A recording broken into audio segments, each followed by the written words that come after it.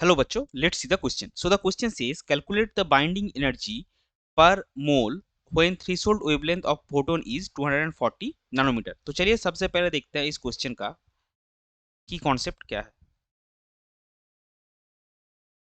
इस क्वेश्चन का की कॉन्सेप्ट है बाइंडिंग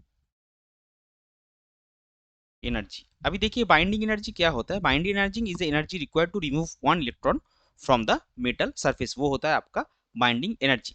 अभी बाइंडिंग एनर्जी एक एटम का या फिर एक इलेक्ट्रॉन का हमको कैसे पता चलेगा, उसका जो फॉर्मूला है binding energy of an atom is given by E is equal to hc by lambda। अभी h क्या है, h is Planck's constant having value 6.626 into 10 to the power minus 34 joule second. c क्या है, c is the speed of light that is 3 into 10 to the power 8 metre per second. और lambda क्या है, lambda हमको given है 240 nanometre, that will be 240 into 10 to the power minus 9 metre. So हमको E कितना मिलेगा, ई विल बी एच का value आप पुट कीजिए 6.626 into 10 to the power minus 34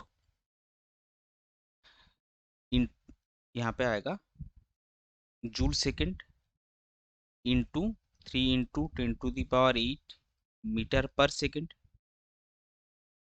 divided by 240 into 10 to the power minus 9, इसका unit आएगा आपका metre.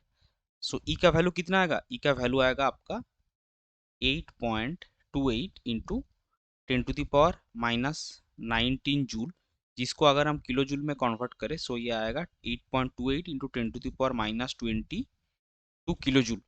So हमको निकालना क्या है, हमको निकालना है बाइंडिंग एनर्जी पर मोल, ये आएगा बाइंडिंग एनर्जी पर एटम। सो बाइंडिंग